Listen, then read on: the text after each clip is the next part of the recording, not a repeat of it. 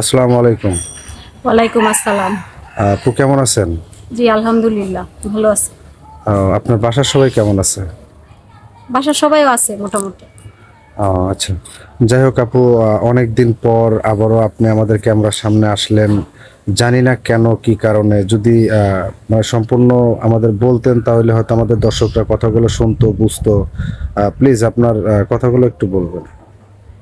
আসলে আমি বর্তমানে যে পরিস্থিতিতে আছি সত্যি খুব অসহায় আর বিপদগ্রস্ত অবস্থার মধ্যে সময়টা পার করতেছি। তো আমি আমার পাশে ভালো মনের একজন মানুষ চাচ্ছিলাম, তো সেরকম মানুষ এখনো মিলে নাই। এই জন্য আমি আপনাদের এখানে আবারও আসলাম।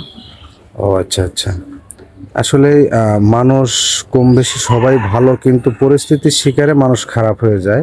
মানুষ সবাই ভালো, কেউ অর্থের জন্য খারাপ হয়, কেউ অর্থ না থেকে খারাপ হয়।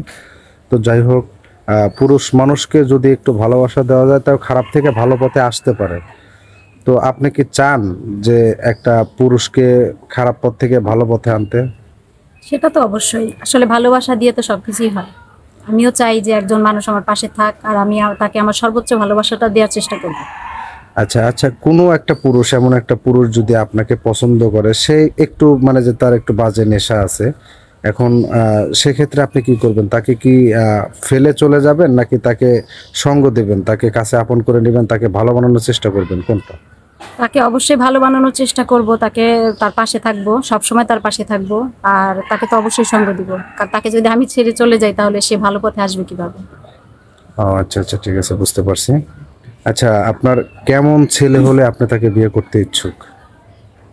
যে আমাকে বুঝবে, আমাকে যে বুঝতে পারবে, আর যে আমার পাশে থাকার ইচ্ছা প্রকাশ করবে, অবশ্যই আমি সেরকম ভালো মনের একজন মানুষকে বিয়ে করার জন্য ইচ্ছুক।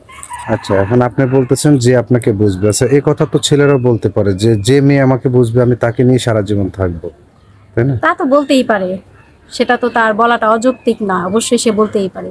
এখন যেমন আপনি চাচ্ছেন ভালো একটা মনের মানুষ যে আপনার পাশে সারা জীবন থাকবে, তাদেরও তো একটা কাম্য, তাদেরও তো একটা আশা যে ভালো মনের একটা মানে মেয়ে পাবো, যে সারা জীবন আমার সুখ দুঃখ ভাগ করে নেবে, সুখে দুঃখে আমার পাশে থাকবে, তাই না? হ্যাঁ অবশ্যই। আচ্ছা, আপনার বয়সটা কত যেন? আমার হচ্ছে 27 বছর। 27 বছর। আচ্ছা আচ্ছা, আপনার কত বয়সে ছেলে হলে আপনার জন্য পারফেক্ট হয়? এটা তো আসলে বলা মুশকিল। ভালো মনের একজন মানুষের বয়সও মানে বয়স্ক হতে পারে, আবার মোটামুটি আমার থেকে একটু বড় বা একটু সিনিয়র এরকম হলেও চলবে, সমস্যা নেই। আচ্ছা, এখন অনেক ভাই আছে যাদের দেখা যায় যে আহ, বাচ্চা আছে কিন্তু তাদের ওয়াইফ নাই, চলে গেছে কিংবা দুনিয়ার থেকে চলে গেছে। তো এরকম কেউ যদি আপনাকে তার জীবন সঙ্গী করতে চায়, সেক্ষেত্রে আপনার মতামতটা কি থাকবে? সমস্যা নেই, এই ব্যাপারে আমার এখন কোনো সমস্যা নেই। আমি চাচ্ছি শুধু আমার একজন অভিভাবক।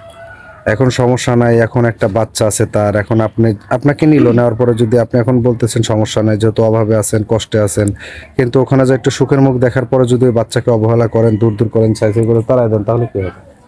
না, এরকম ইচ্ছা আমার কখনোই নাই। আমি চাই যে যে পরিবারটা আমার পাশে থাকবে আমিও তাদের পাশেই থাকবো, এবং তাদের আপন হয়ে যেন থাকতে পারি, তাদের ভালোবাসতে পারি।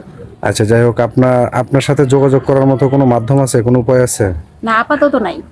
আপনার একটা ফোনও নাই না? না আপাতত আমার সাথে ফোন নাই, ছিল সেটা হারাই গেছে। ও আচ্ছা, ছিল, হারায় গেছে।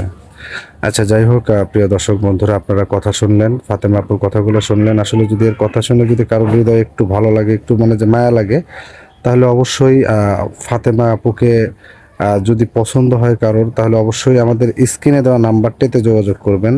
আর স্ক্রিনে দেওয়া নাম্বারটি ইউটিউব কর্তৃপক্ষের।